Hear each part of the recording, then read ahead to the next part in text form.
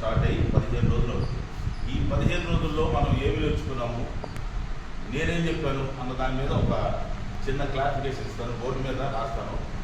వీటిల్లో మీకు ఎంతవరకు వచ్చింది, మీరు నేర్చుకుంది ఏమిటి అనేది వెరిఫై చేసుకోండి. నేను ఇప్పుడు చెప్తాను, తర్వాత నేను మిమ్మల్ని ప్రశ్నలు అడుగుతాను. జాగ్రత్తగా ఫస్ట్ రోజు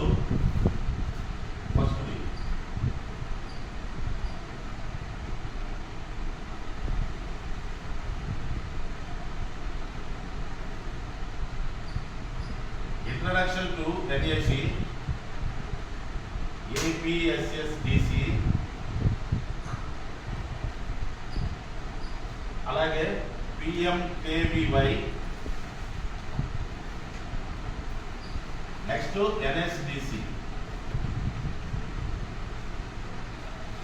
వీటి యొక్క అబ్రివేషన్స్ వచ్చి ఉండాలి, మీ అందరికి కూడా అబ్రివేషన్స్ వచ్చి ఉండాలి. అలాగే అసలు ఈ NAC సంస్థ కానీ, APSSDC కానీ, PMKVY కానీ, NSDC కానీ, ఈ సంస్థలు ఏమిటి, ఈ సంస్థలు ఎందుకు స్థాపించారు, వాటి వల్ల ఉపయోగాలు ఏంటి కూడా చెప్పాను. ఎంతవరకు మీరు నేర్చుకున్నారు నేను మళ్ళీ నెక్స్ట్ అడుగుతాను. ఉదాహరణకి NAC అంటే national academy of constructions, Andhra Pradesh state skill development corporation. ఈ రెండు సంస్థలని స్థాపించింది చంద్రబాబు నాయుడు గారు. ఈయన ముఖ్యమంత్రి గారు అయినటువంటి చంద్రబాబు నాయుడు గారు NACలను APSSDCని స్థాపించారు. ఈ PMKVY NSDC అనేది సెంట్రల్ గవర్నమెంట్ ప్రోగ్రామ్స్, అర్థంగా ఇవి సెంట్రల్ గవర్నమెంట్ వాళ్ళు స్టార్ట్ చేశారు. Introduction to NAC APSSDC PMKVY NSDC.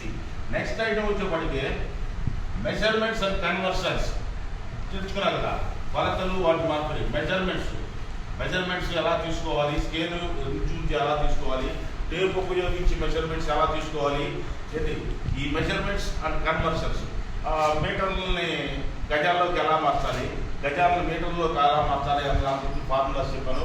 ఆ ఫార్ములాస్ అన్నీ కూడా వచ్చుంటేనే మీరు ఈ కన్వర్షన్స్ అనేవి చేయగలరు. Measurements and conversions.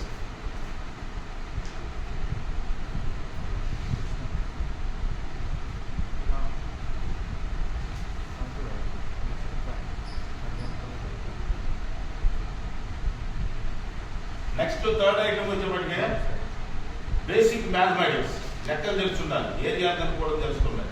కొన్ని రకాలైన వివిధ రకాలైనటువంటి డయాగ్రమ్స్, వాటి వైశాల్యాలు కనుక్కోవడం వచ్చి ఉండాలి. అలాగే వాటి చుట్టుకొలతలు కనుక్కోవడం వచ్చి ఉండాలి. ఈ వైశాల్యాలకు సంబంధించిన ఫార్ములాస్ వచ్చి ఉండాలి. ఫార్ములాస్ వస్తేనే మనం లెక్క చేయగలం, ఫార్ములాస్ రాకుండా లెక్కలు చేయలేము. కాబట్టి ఫార్ములాస్ బై హార్ట్ చేయాలి. Basic mathematics.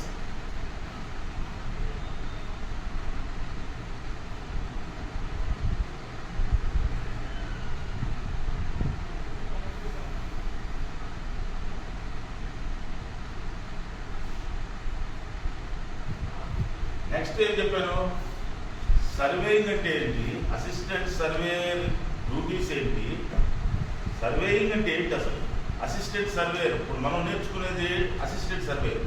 ఈ అసిస్టెంట్ సర్వేయర్ యొక్క డ్యూటీస్ ఏంటి అనే దాని మీద మీకు అవగాహన వచ్చేలాగా చెప్పాను.